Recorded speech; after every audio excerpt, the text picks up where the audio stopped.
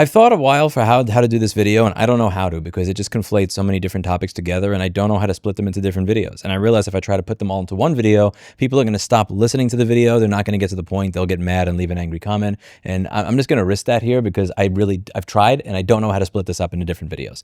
So what I wanted to discuss today was Anthropic being told by the US government that their newest, most powerful model, Fable, cannot be used by foreign nationals or people that are, and as a result of that, Anthropic has pulled that model so that nobody can use it. I want to talk about some of the greater implications for the internet, the direction that the internet and these online connected services are going in general, and why I think everybody involved here is just kind of, in some small way, in my opinion, full of it. So I'm going to get accused of bias in this video, and so I'm just going to put it up front. I'm not the biggest fan of the Trump administration. I don't think it's a good presidency. I think that Anthropic is a very shitty and gaslighting company for a number of different reasons. I'm not rooting for anybody here. I'm not on Team Trump or Team Anthropic. That's just no. And if you've watched my channel for any period of time, you likely realize that this is not the type of stuff that I usually engage in. I am not a fanboy for any particular company, any particular politician, and it doesn't matter what you could have sent me something to review for free. You could have been somebody who said something. The moment that you do something that kind of steps out of line, I don't really care if I am seen as an asshole for saying the things that I say. I just say the things that I say. So on to this. Where do I start with this? So Anthropic announced a model a few months ago that they said was so powerful. It was so good. We can't even release it yet because it's too powerful. And I talked about that in this video. And this is one of the things that I personally saw as being bullshit. And here's why. And it's the same reason that I think that when I hear people talk about a sovereign AI wealth fund, I see it as bullshit. Like when people start talking about ideas like a sovereign AI wealth fund, AI is so good. It's going to replace everybody so quickly, so fast. It's just because it's so good. So we have to come up with a way to pay everybody right now.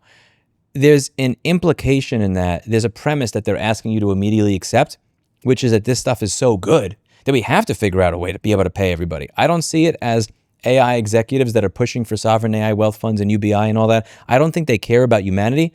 I think that they are trying to sneak in the preconception that they're just so amazing and just have that be subliminally put in there. So I'll give you an example.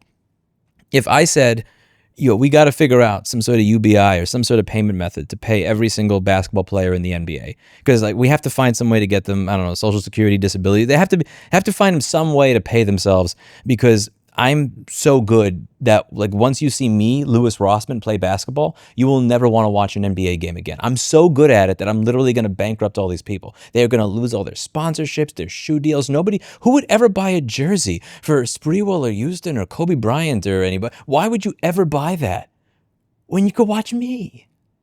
And so when I hear them say shit like, this model is so powerful, we can't even release it, I roll my eyes back into my head. Yeah, fuck you. It has my girlfriend goes to another school energy, and I've just thought it was kind of stupid. It's not that their models are not useful, but I'm not willing to accept that it's so good that we just have to already fast forward to thinking about what we are going to do when your models just are able to do everything. Because in my experience, while they are good at doing some things, they're really fucking stupid.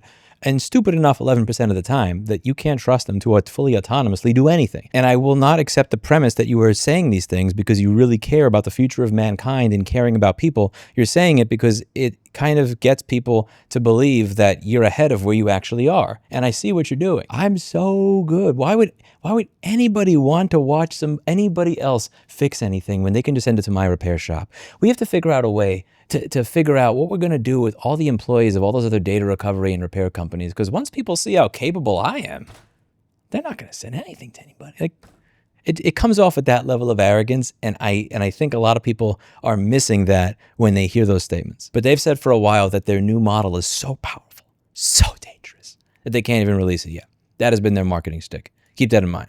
Now, recently, Anthropic was declared a supply chain risk because they had the audacity to tell the Department of Defense or Department of War, depending on what you're calling it, they had the fucking audacity to say that A, we don't want to be used for domestic mass surveillance, B, we don't want to be used for fully autonomous weapons. Not even no autonomous weapons, just no fully autonomous weapons at this time, because the model is not good enough yet. And that gave them a quick PR bump.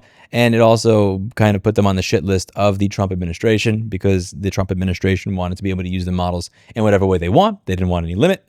Anthropic said, I'm not going to do that. And they got declared an entire supply chain risk, which threatens their ability to do business with anybody that does business with the government. Anyway, they release this new model that is so dangerous, so hacky, so capable of destroying the world. But don't worry, we put some guardrails on it. And this happened. The U.S. government, citing national security authorities, has issued an export control directive to suspend all access to Fable 5 and Mythos 5 by any foreign national, whether inside or outside the United States, including foreign national Anthropic employees. The net effect of this order is that we must abruptly disable Fable 5 and Mythos 5 for all of our customers to ensure compliance. Access to all other Anthropic models will not be affected. People may say, why didn't you just disable access to foreign nationals? Why did you disable access to everybody? And this comes back to an issue we talk about a lot in this channel. How are you going to keep foreign nationals from using it? When I sign up, all I need to provide is an email and my credit card information. Like, that's it. That's all I need to sign up for one of these services, which makes sense. But how do they know if I'm a foreign national, U.S. citizen, or anything else? Maybe my ID will show that. Maybe my ID is not enough. Maybe I got to show my passport. Maybe I show my ID, my passport, and my birth certificate to show proof of. You see where we're going with this. This is moving the internet in the direction of you need to show your passport, your birth certificate, and your ID to sign up for a service. When I sign up for my web host, when I sign up for a virtual machine instance, when I sign up for some sort of Azure infrastructure, I don't have to show proof that I'm not a foreign national. And to do that would require that you put all this infrastructure in place that moves us further in the direction that we're already speedrunning in of age verification. I've spoken about a lot of the age verification laws that have been popping up recently and why I'm annoyed by them, how my own home state proposed some sort of age verification thing for online marketplaces for apps.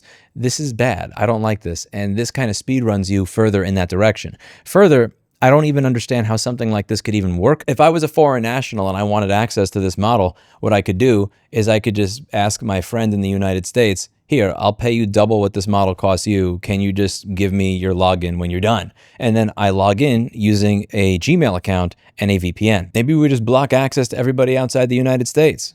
Well, how do we do that? Oh, we have to get rid of VPNs. How do we get rid of, you see the road that this goes down. And what if I'm a foreign national in the United States? I can't get through the verification. I asked my friend, here, I want a Claude Max account. It's $200 a month. Here's $300. Give me access to it. And bam, I'm in. If the RIAA and MPAA's attempts to limit people's sharing of movies, music, and television should have taught people anything, this is not how the internet works, and it never will be. It fundamentally does. The internet was not built to allow this to happen, and if you try to speed run in that direction, you will fail. So they did the only thing that they imagined they could do, which is, I don't know how to put this together. Like, we can't do that, so we're just going to disable access to everybody. And before you feel bad for Anthropic, life comes at you fast. This is a statement from Anthropic. However, now the risks are clearly here. It is time to go beyond transparency to more serious and binding regulation of AI. I believe the best analogy, at least at the current stage of the exponential, is to cars, airplanes, or drugs. Powerful technology is essential to the modern economy, but capable of killing large numbers of people if designed or operated poorly. I therefore believe we should model AI regulation on agencies like the Federal Aviation Administration. Frontier AI models like airplanes should be required to go through technical testing and auditing, and their release should be blocked or reversed as a threat to public safety if they do not meet the high standards of safety. I am grateful to see the Trump administration's executive order move incrementally towards a greater role for government in AI. Though Anthropic's proposal recommends even further action, our proposal includes the following elements. Models above a threshold of compute should undergo mandatory testing by a qualified third party for their level of risk in 4 specific areas: cybersecurity, biological weapons, loss of control of AI systems, and automated R&D that could accelerate these other risks. The government should have the power to block or deter deployment of a model if it is determined, in light of third-party assessment, to present unacceptable risks. And I repeat, the government should have the power to block or deter deployment of a model if it is determined,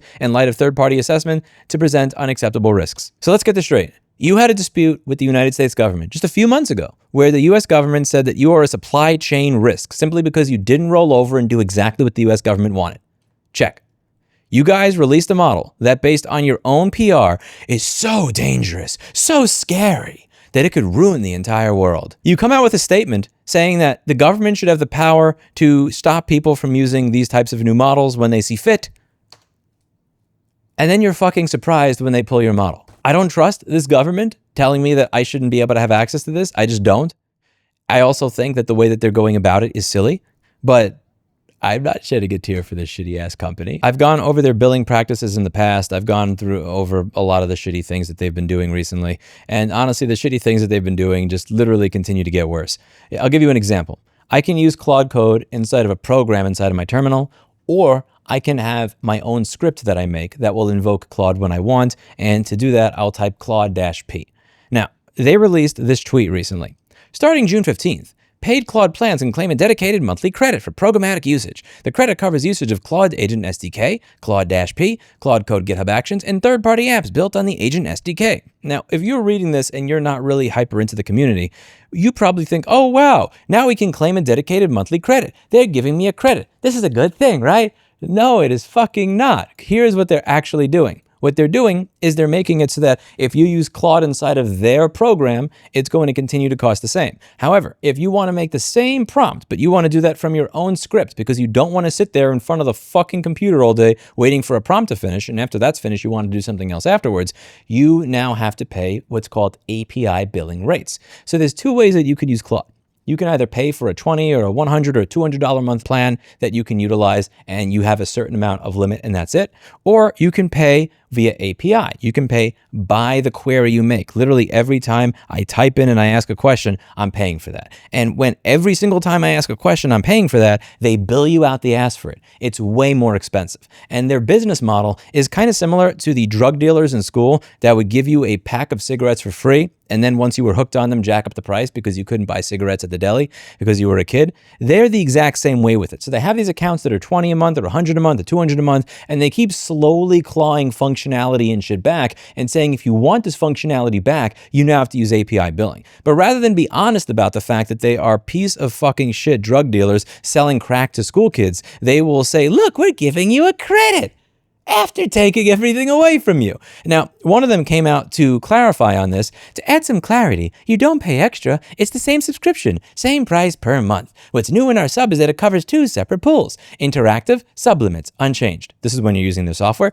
Programmatic. This is when I'm using something in my own script. New $20 to $200 included credit, metered at API rates. API rates are 20 to 30 times more fucking expensive than the $20 to $200 a month plan. So they're taking something away from you, but they're acting like they're giving you something. And instead of being honest and saying, hey kid, $5 for a pack of Newports, that was only because that was your first pack. Now it's $20 for a pack of Newports, pay up. Instead of being honest about the pieces of shit that they are, they want to pretend that they're the good guy. They want to pretend that they care about safety. They want to pretend that they care about saving the world. We care about our sovereign wealth fund. We care about their, no, they don't. They don't give a fuck about anything. They are piece of fucking shit garbage human beings. The people that work at Anthropic, the people that write gaslighting shit like this, in my opinion, are not good people. They are horrible people because they cannot be honest about what they are doing. If you want to have that as a business model, have it as your business model. But if you're going to be the bitch, as my good friend Dino used to say, God rest his soul if he's not there anymore, be the whole bitch. Be honest. Every one of these fucks, in my opinion, is no different than the super senior that was hanging out in the last bathroom stall in Susan Wagner High School during lunchtime selling cigarettes to freshmen. It's the same fucking principle. They're pieces of shit. But back to this. Now, there's a tweet that came out. I've had a number of conversations with folks inside and outside of government about the current situation with Anthropic. And here's what I believe to be true. As we know, Anthropic publicly released its Mythos class models earlier this week under the commercial name Fable. Fable is Mythos with guardrails, but if those guardrails fail, then you've exposed Mythos and its advanced cyber capabilities to people who shouldn't have them. Keep in mind that Anthropic itself widely promoted the idea that Mythos was a cyber weapon and needed to be regulated as such. They asked for government regulation of Mythos and championed the guardrails on Fable. If there is a vulnerability, big or small, it's Anthropic's responsibility to patch. A highly credible, trusted partner of both Anthropic and the US government who was testing Fable came forward with a jailbreak of those guardrails. The administration asked Dario to fix the jailbreak or dedeploy the model. Dario refused. In their blog post, Anthropic defended its decision by saying the jailbreak isn't serious. That is not what the trusted partner or the US government believe, nor is that the kind of minimizing language consistent with Anthropic's brand as the AI safety company. It's difficult to fathom how they could claim a jailbreak allowing operation of a cyber weapon could be defined as not serious. In the past, Anthropic has always said that the safety must be top priority and be taken super seriously. In this case, Anthropic prioritized the continued offering of the consumer model over safety. In reaction, The Trump administration issued the export control. The administration did this reluctantly. It's been very surprised that Anthropic hasn't wanted to cooperate with a reasonable safety request, fixing the jailbreak issue. Anthropic's reaction is very much at odds with their branding and ethos as a safe AI research community. The admin's hope is now that Anthropic remediates the safety issue, the export control is lifted, and Fable goes back into general release. The administration wants all this to happen as soon as possible. It is frankly bewildered that Anthropic hasn't wanted to comply with safety requests that it previously said were its highest priority. Those trying to misdirect and tie this action to the prior Department of War Anthropic issues are wrong. The admin values Anthropic's technical capabilities and feels that this issue, while serious, should be easily resolved. The ball's into Anthropic's court.